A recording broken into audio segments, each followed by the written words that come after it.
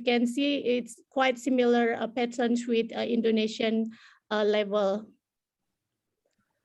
As well as its status as one of provinces in Indonesia that has special autonomy, which implements Islamic Sharia law. And now we jump into some finding that I have do some analysis on this. The analysis on 2017 IDSS dataset found some findings that regarding youth fertility. Here we can see that the mean number of children ever born of youth in Indonesia is 0.8, and while average age of female first child is 19.5. And 53% married female use modern contraceptive. The prevalence increases by age increases, as we can see, but it also decreases by the wealth index decreases. And some rural youth, as well as youth who have living children, are more likely to use contraceptive compared to its counterpart. And here we can see almost 90% of married female youth only have one time antenatal care during their pregnancy, whom have 4 times ANC limited to only female who discuss about family planning with her partner, and more likely to be, they are urban youth. And almost 7% of babies born underweight, they were born to young mothers, which means the mothers is under 20 years old, and least proportion of the low birth weight found of female that have 4 times ANC during their pregnancy. And it is higher among mother under 20 years old, and they were uninformed about the pregnancy complication during their pregnancy. We can see here that sexually transmitted infection were found highest among female from second lowest quintile and richest quintile male. And STIs were more common among female, especially aged 15 to 19, reside in rural area, ever had more than one union, as well as male who had primary school. And knowledge of HIV transmission practices is associated with age, wealth quintile, education, and school attendance. It also found that urban youth aged 20 to 24 and currently attending school are more knowledgeable about HIV transmission practices.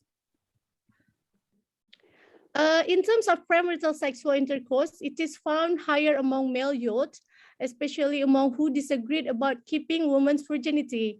And the proportion also higher among who have peers that ever had this similar behavior, and among females with no education or not attending school, as well as among youth who smoke and consume drugs. Now I will talk about the primary data of this research by using NVivo by QSR.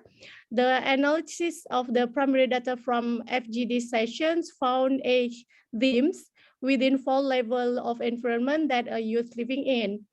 These themes are classified into risk and protective factors. Inside the individual level, as we can see in the graph, some of risky behavior, attitude, and knowledge, also biological factors were being the trigger of the likelihood of either negative or positive reproductive health behavior among youth. And inside the relationship level, this is the second level in the environment, the influences of peer and family which connected to the youth, giving effect on whether youth take risks or protective factors related to their reproductive health outcomes. And the same pattern also happened in community level and societal level, where school, community group, or community social media and social norms affect the way youth behave regarding to their reproductive health. As we can see all the details in the pictures. For example, we can see that the risk factor for pregnancy and fertility, for example, is the difficult access of contraceptive for our married youth. This is coming from the societal level, or as we can see in the second level like relationship, the protective factors of having knowledge of HIV preventive practice, for example, is they are, excuse me, having parents' negative attitude about sexuality and STIs, both left and right giving explanation about whether it becomes the risk or the protective youth, triggering to their youth reproductive health outcomes. I think that's all from me. You still have 3 minutes, maybe. You can finish it. Finish your presentation. Yeah, actually, this is the last slide. Yeah, okay, please. Okay, then we can continue through the Q&A session. Thank you very much. Oh, okay. Okay, thank you, Ibu Yuniarini. Sorry for pronounced wrongly of your name beforehand. Okay, the last presenter is, are you here, Mr. Francis Xavier? Okay, okay, now we are presenting AG Francis Xavier with his abstract title, Male Involvement and Utilization of Postpartum and Newborn Care Service among married young women in Rajasthan and Uttar Pradesh. Our fourth presenter is a researcher from Population Council, New Delhi, India. Sorry. Please, Mr. Xavier, the screen is yours for 15 minutes. Hi, everyone. I am Francis Xavier from Population Council working in India. My topic for today's presentation is, as mentioned earlier, it's male involvement and utilization of postpartum and newborn care services among married young women in Rajasthan and Uttar Pradesh.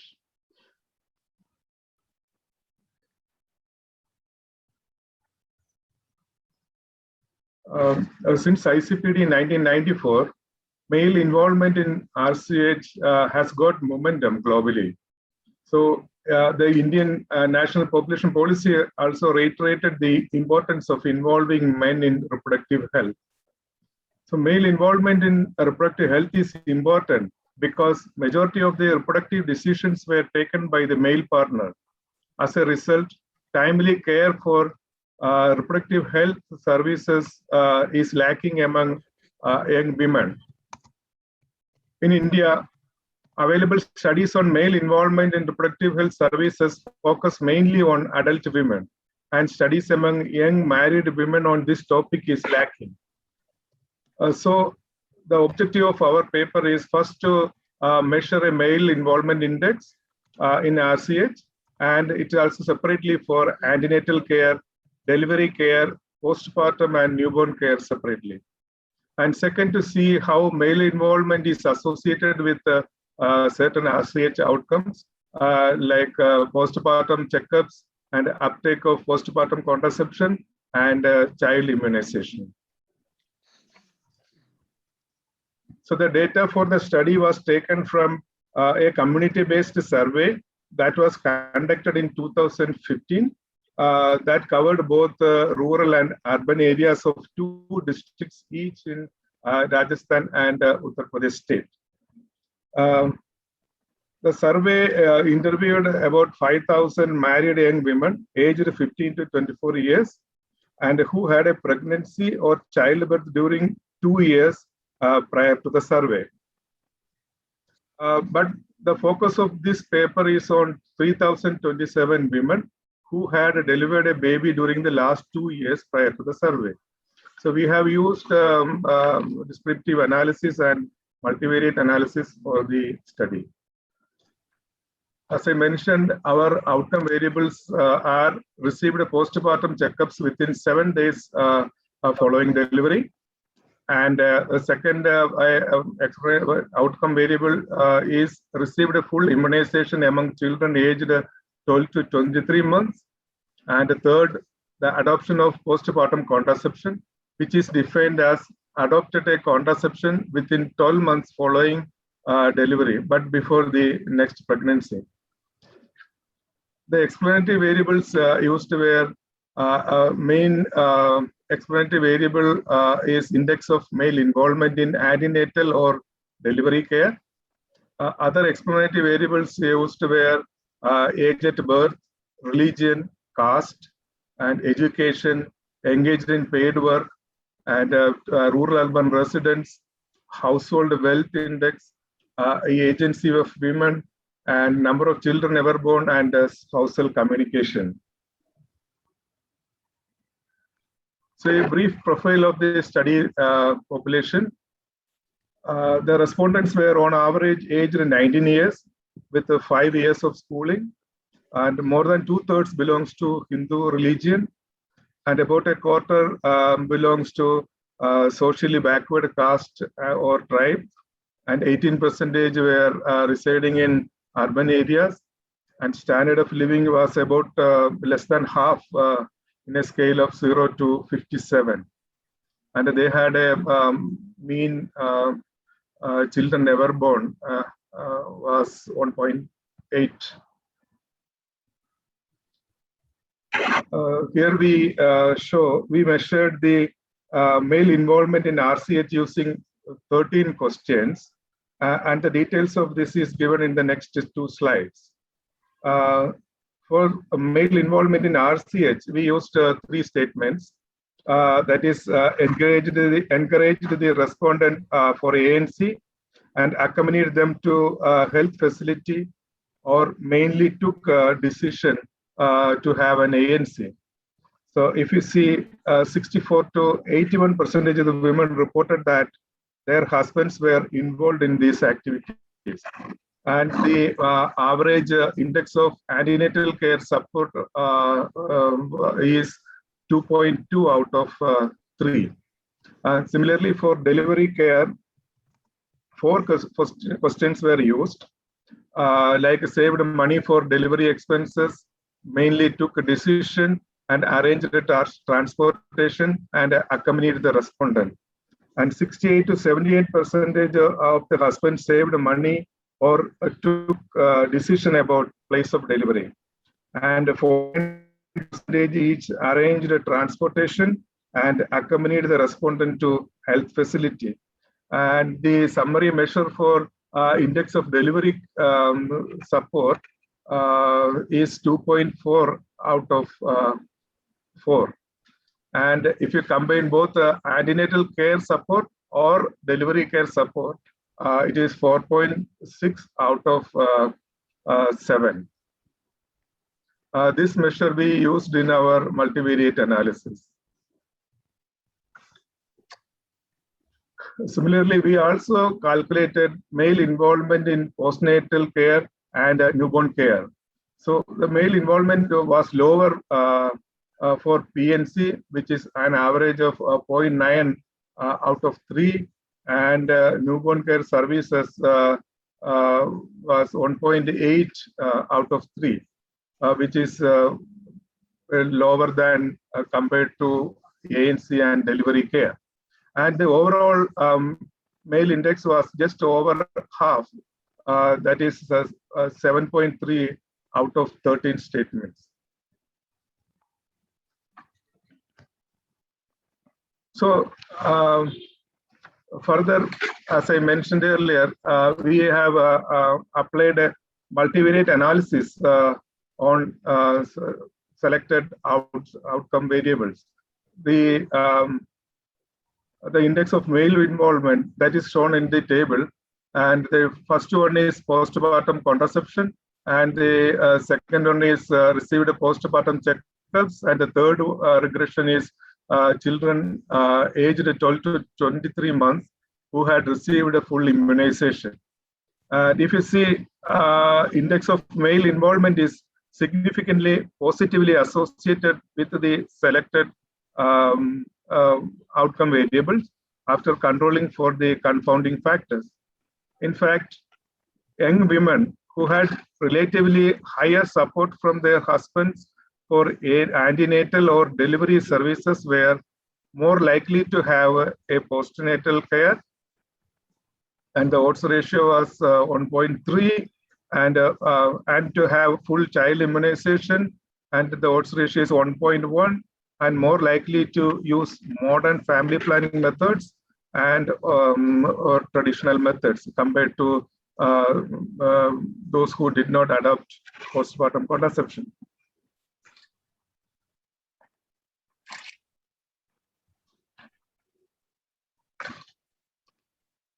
So to sum up, the male involvement in reproductive and child health services was low, and it was lower for postnatal care and newborn care services compared to delivery care.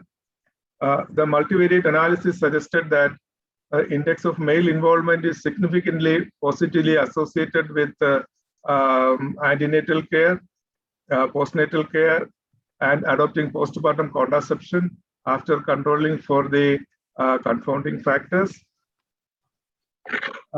So we strongly believe that some strategies that merit further research and evidence building, particularly for young populations, are promoting couple counseling during antenatal and postnatal care, and highlighting the role of men in RCH during family life education for adolescent boys and girls. Thank you. Okay, thank you very much. So this, thank you very much. Now the end of our presentation of parallel session 3.1. Thank you, Mr. Xavier. So we will go ahead and take some time for question now. Maybe we have 35 minutes, right, Dora? 35 minutes for Q&A session. We still have 35 minutes. Yeah. Okay. Actually, we have to finish at 6 p.m., right? Okay. Yeah. Okay, I will let Ibu Dora to ask the question for related presenter. Please, Ibu Dora. Yeah, thank you, Bu Eka. We have actually we have 11 questions here, so I try to distribute to all speakers. First, from Shiren to Ibu Evi. Evi, very interesting. And as you say, we need to pay more attention to menstrual health. Just a question. How do you interpret the findings about smoking and media exposure, which are current with age and menarche? Ibu Evi, one by one, or I can read some? Okay, I think it's quite a number of a question directed to me. Yes. If the moderator allow me, can I answer in one go? Okay. And second, thank you for the explanation. Based on your study, I would like to know more about the association between access of information toward the onset of menarche. Kindly explain it more. Thank you. And one more, I think. Bu Evi, which one had younger age of menarche from your analysis, urban or rural area?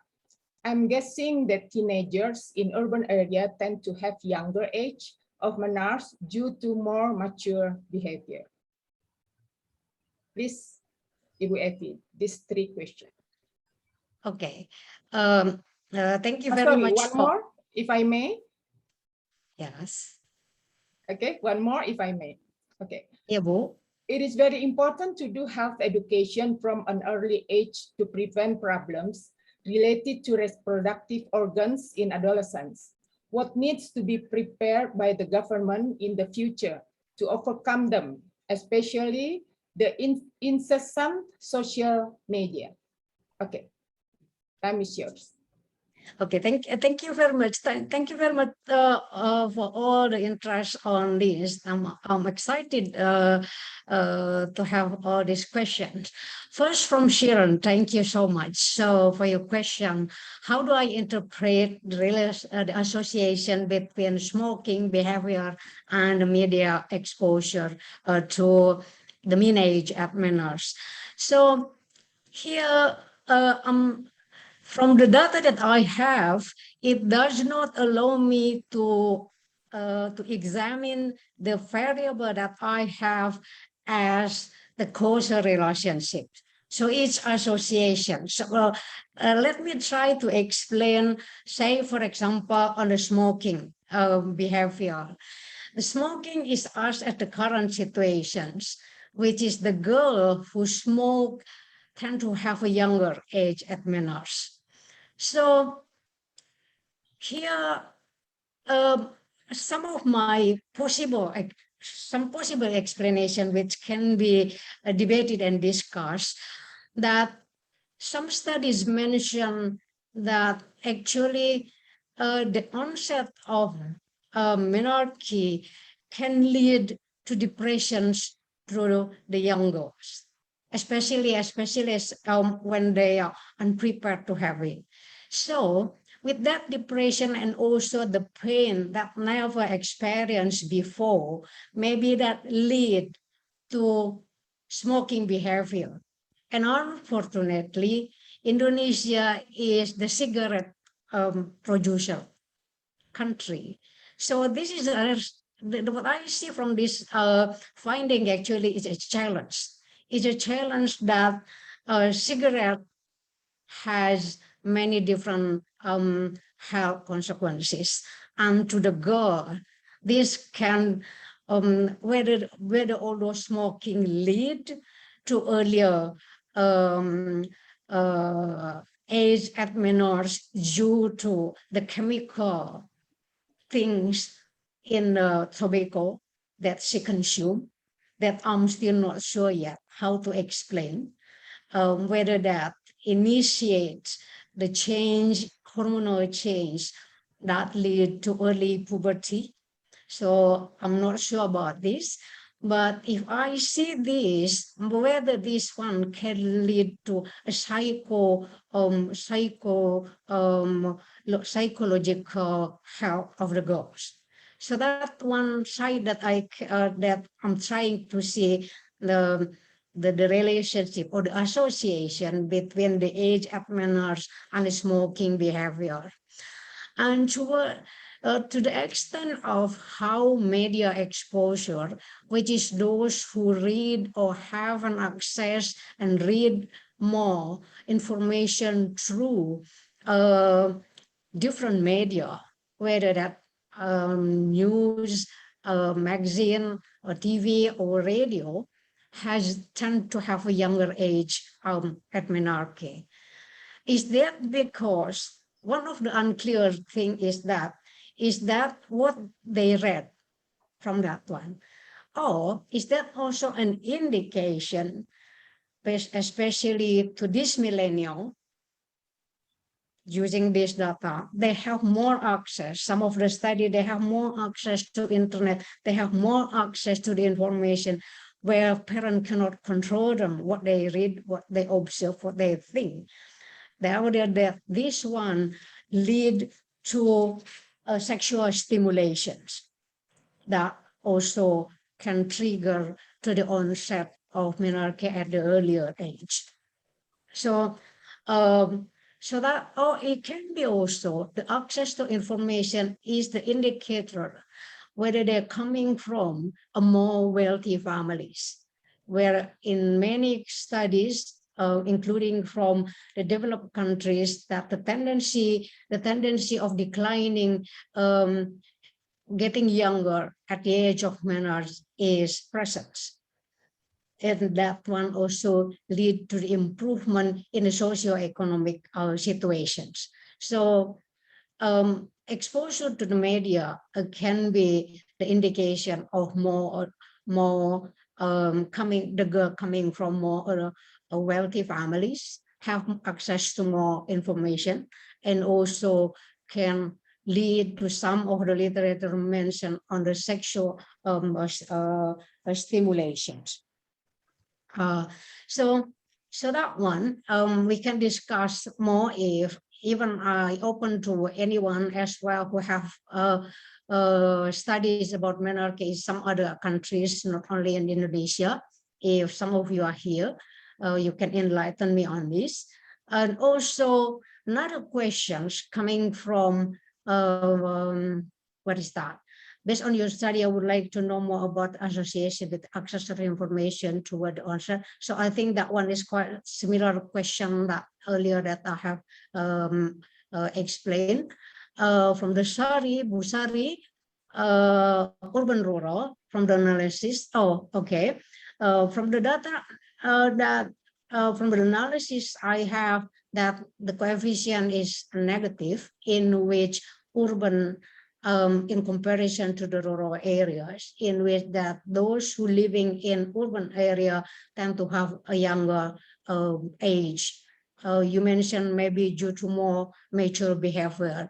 Well, living in urban can also access to many things. It can be because of the environment, or more modern, more developed, and also more advanced area. Some studies mention, and this one also consistent with the finding in many other countries, that girls living in urban areas tend to have younger age at menarche. Okay, that's from Ibu Mila. That's very important actually. Why I'm also interested in looking at of this. One of the things is that recently in Indonesia and also in other countries, in fertility analysis, normally the convention is that we are looking at the 15 and above, but recently we are talking and try to estimate the fertility rate for those aged 10 to 14. 10 to 14. So it can be also this one is related because that the menarche from this study occurs, the youngest one occurs at the age of 9. So whether this one also lead to these incidents. So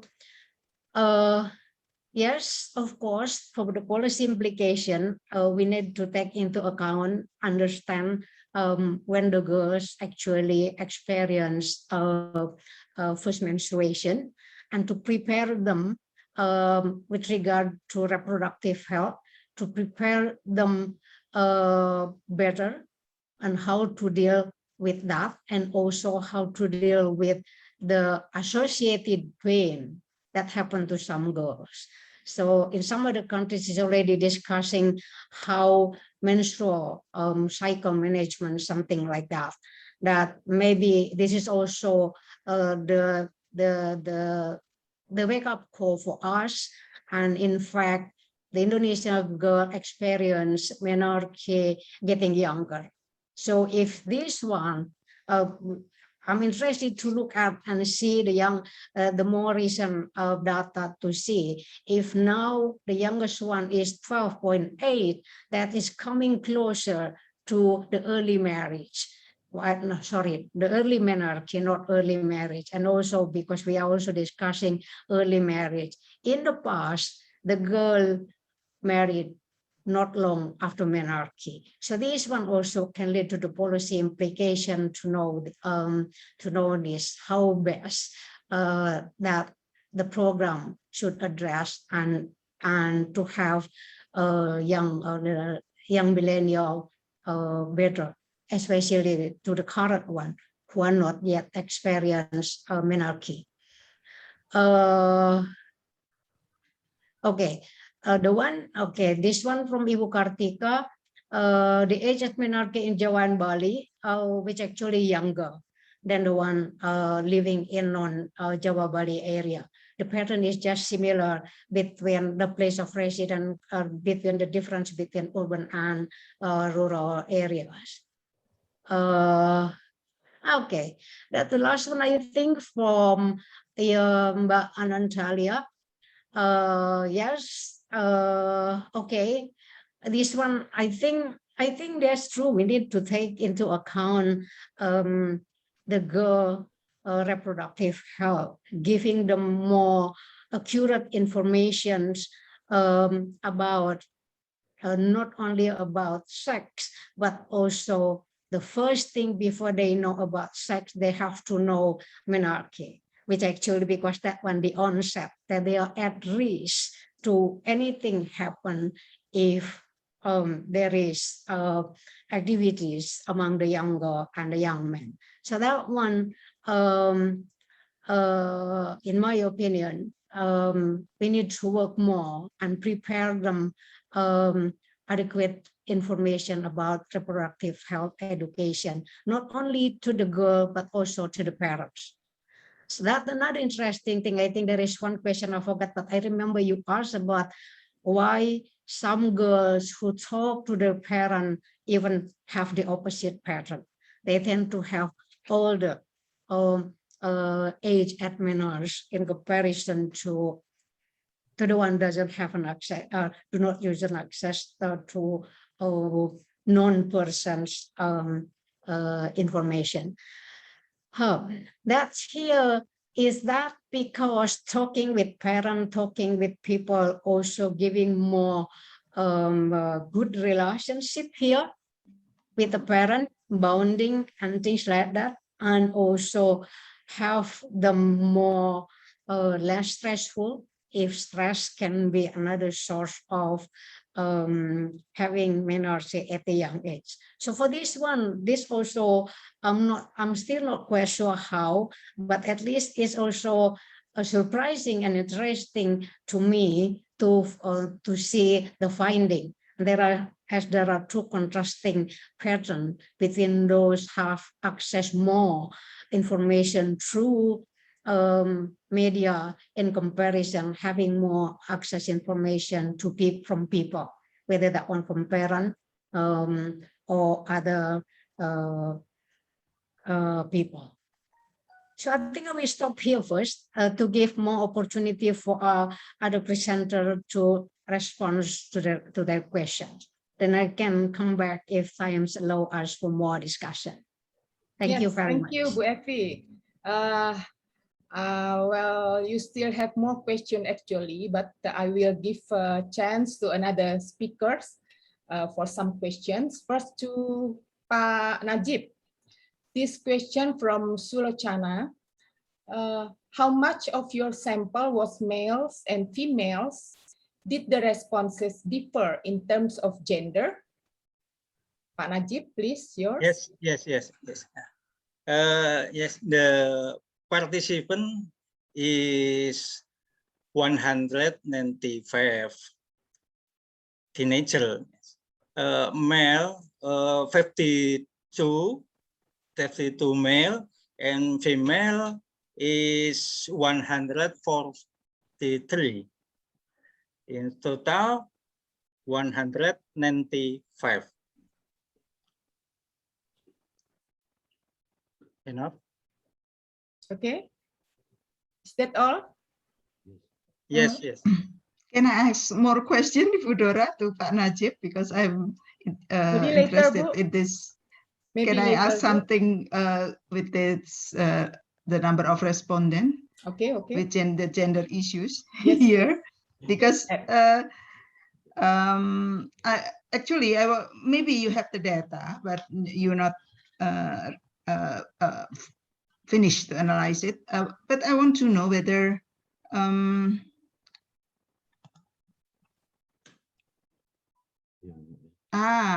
but this the question was asking by Sulochana also. Okay, there's a similar question with me. Okay, so you can answer it. What was the difference in terms of responses to dating behavior between male and female responding? Please, Pak Najib. Repeat, please. What was the difference in terms of responses to dating behavior?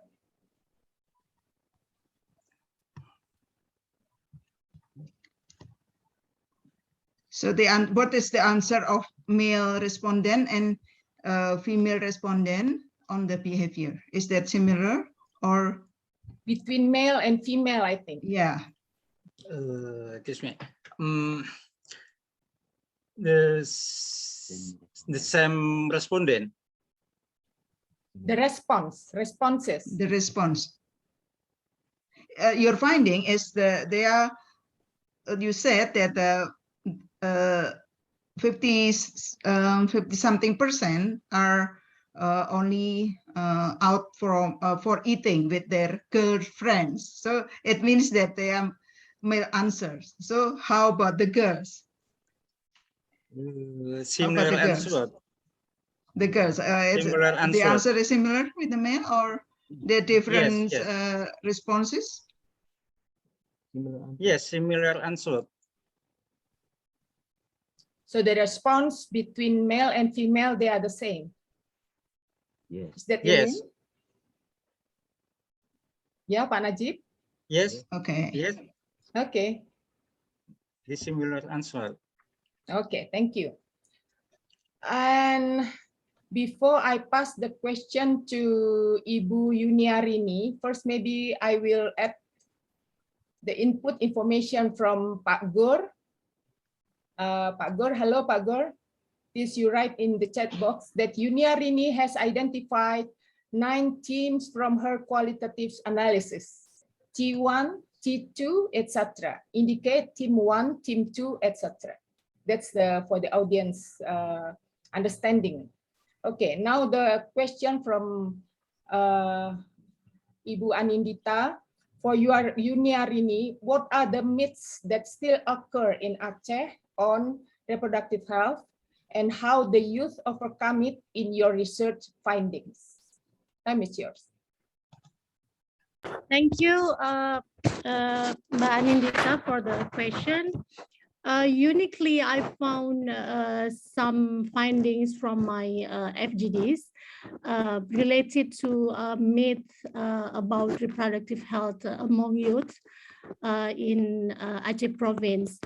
For example, some youth believe that if a young mother, young wife, for example, they marry when they are still an adolescent, like for example, they are still 17 years old, then someone encouraged her to postpone the pregnancy until 20 years old.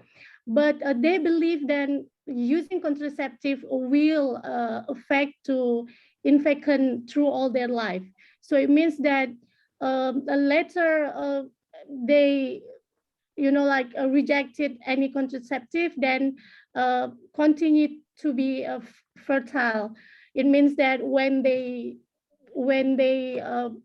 getting pregnant in very young age, it means that their reproductive age being longer than until they finally being into like 49 years old. Another myth that I found, like some young woman that being pregnant, they are told by their family member not to consume some certain foods, certain foods such as like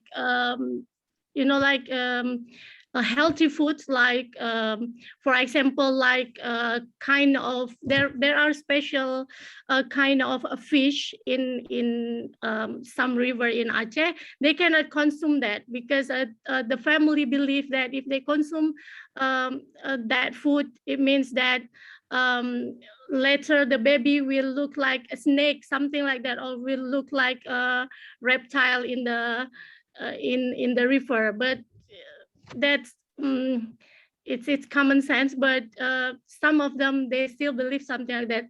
And the danger, I mean, it's really dangerous for some people in particular area, because they do not find any other healthy food from another source except from that river. It means that it may cause some low birth weight for the babies, like because the mother cannot malnourish, or when they are in the stage of breastfeeding, they cannot consume good food. And another myth that I found, like the wrong understanding about the HIV transmission. Some still believe that getting close physically with HIV patients may cause them to get infected.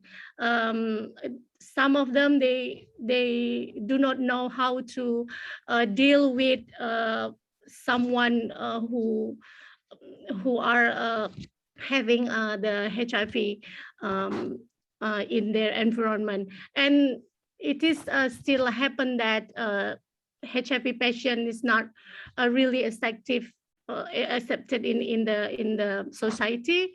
It means that some of them, they need to go out from the village and decided to stay in another place. I think that's all, like 3 or 4 points about the myth that I have found. Thank you, Ms. Yuniarini. And now come to Mr. Sapir, that from Sulacana, that I would like to know whether percentage of contraception methods were used by males compared to females. That means, what percentage of contraception was used by males compared to females? Please, Mr. Sapir. Thank you. I have 2 questions, one from Sulojana and another from Sairath. I think both of them are almost similar. So I will answer those questions together. Yeah, okay. Yeah. So the data that I used is from an evaluation, which is from the baseline data I have used. And the intervention is on improving the maternal health, postnatal health and all. So they have that intervention agency, that implementation agency used IEC and behavioral communication, etc. used, but that is not for male involvement. It is for improving maternal health. And this paper is actually a byproduct of our evaluation of that baseline data. And with regard to the contraceptive methods used, about 48% of the women used any method within 12 months of delivery, and 21% reported use of contraception, use of condoms, and male sterilization was less than 1%. I think this was Sulojana asked this, what are the male methods of contraception? And with regard to oral contraceptions, that is 3%. And the condom was 21%. And so, yeah, thank you. Thank you, Mr. Zakir. And now we come to one question to 3 presenters, to 3 speakers from Anantalya. Maybe Ibu Evi have answered some. To Evi, Najib, and Yunia. Many researchers have shown that Indonesian adolescents are sexually active even at much younger age. But yet, sex education and discussing sex with unmarried is still considered taboo, while reproductive health education at school is somehow inadequate. What do you think of this issue? Should there be any breakthrough in providing adequate reproductive health education without challenging the culture and the religious barriers? Maybe we can start from Ibu Evi first. What's your answer? Thank you very much for the questions. And I think my opinion, which may not be the same with others. To me, knowing this, I think we should be more open, because so far this is our evidence. This is our evidence. The data showing this to us, that Indonesian teenagers have a premarital sex, and also they also having post-menstruations, getting younger and younger, I think. So this become a challenge. This become a challenge to the existing policy, whether we still need to think this one as a taboo, or if it's still a taboo, that the problem will not be solved. Will not be solved. So instead of putting them without correct information from the stakeholder who are dealing with this, that better to make some changes in providing more appropriate information which relates to the reproductive health, knowing for the girl and for the boy to know their body better. So that, in my opinion, of course, in terms of policy, BKKBN know more how to deal with this. But at least this is the wake-up call for us to think about the future Indonesian generations, learning from what currently happen, even not currently happen, because if this one is the millennial, yeah, the millennial now is in the labor market, but then for the future young generation, we need to do something about it. And if you allow me, I know while it's my time, if you fine, I know some of the some of the question I haven't responded, especially to Ibu Aas, which asked about whether a girl who experienced a younger menarche will be able to predict that they will have a younger onset of menopause or even shorter reproductive younger or later. So I don't know yet about this, but at least from the literature that I read, the finding is not conclusive yet. Some early menarche can lead to early menopause, but some early menarche, it can lead to late menopause. So if early menopause and early menarche and also late menopause, they have more reproductive lifespan. That will be another challenge if they only want to have a small number of children. And this, I think, lead to the questions from Mbak Ima, what is the, your question is that how best do you think the program should address the implication of a younger age of menarche and older age of marriage in countries like Indonesia, where marriage is expected to be the onset of the sexual activity? Again, this one a challenge, getting younger, but no sexual activity before you get married. But at the same time, some girls want to get marriage older. So this one more things to do with this. Again, whether we want to teach them how to deal with these reproductive issues, whether the water policy about it, whether providing contraceptive freedom, whether or not, that's another point to discuss within this. So, but at least I think the finding give more homework to all of us, especially in the Indonesian case.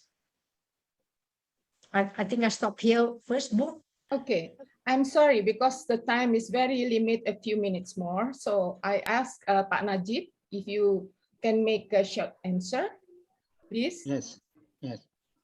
In my opinion, sexually active, maybe yes, but not in Semarang city.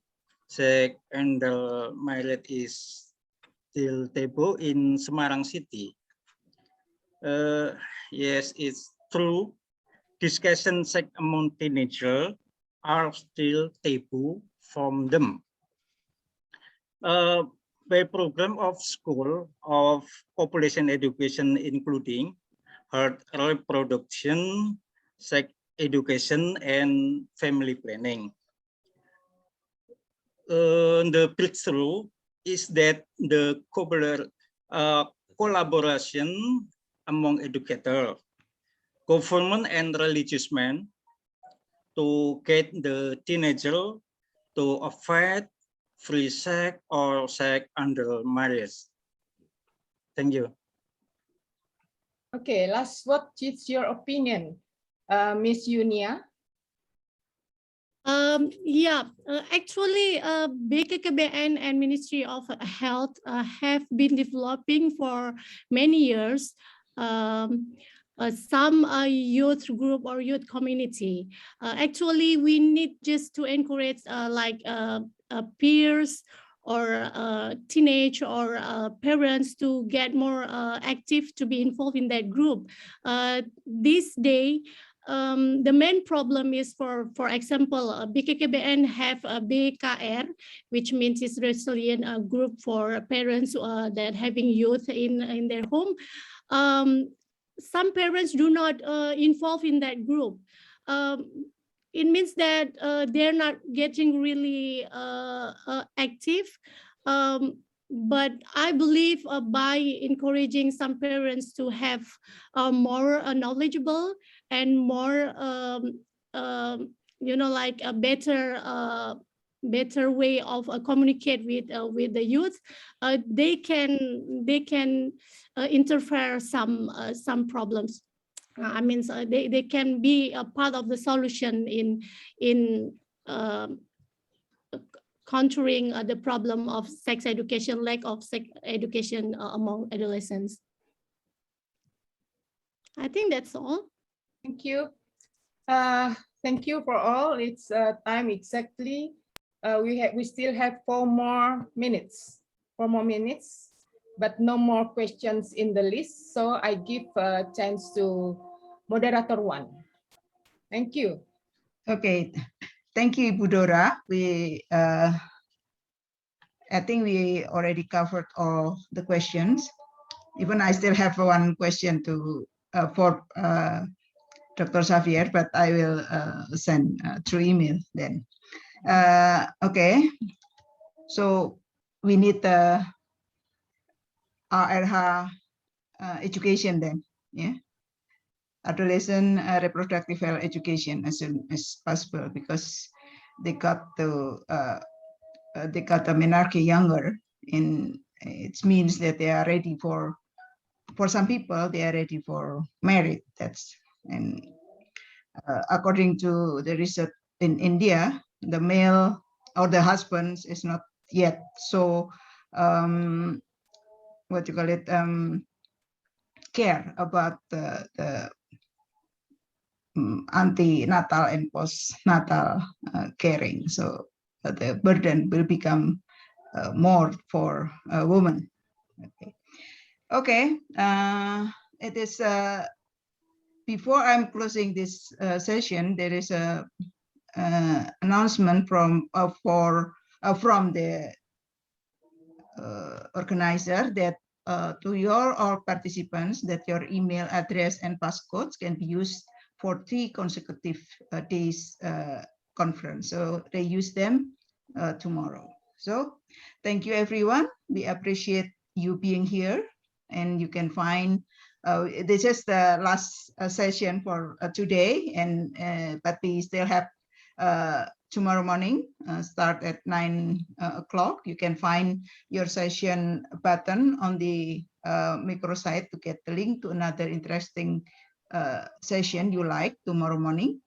Thanks again for joining us today, and we will see you tomorrow. Thank you. Eka, maybe we can have a picture. Okay. So, together with all participants. Okay, I will get all the video and speakers first. Then from this session. Oh, okay. I will take the picture. This all participants. This is only for the participants, with all participants. Okay, I don't know, because this is not me. We have the with all participant is depend on the Maybe organizer, the IT organizer. to the switch. committee Yes, ma'am. can help us. Yes, already. We already take the picture. Thank you so much, Ibu Dora. Okay. Thank you so much, Ibu Ayu. Thank you so Okay, much. thank you so much. Thank See you again you. tomorrow. Have Stay a nice healthy Thank you. time to and all of safe. you. Thank Stay you. Thank you, healthy. everybody. you.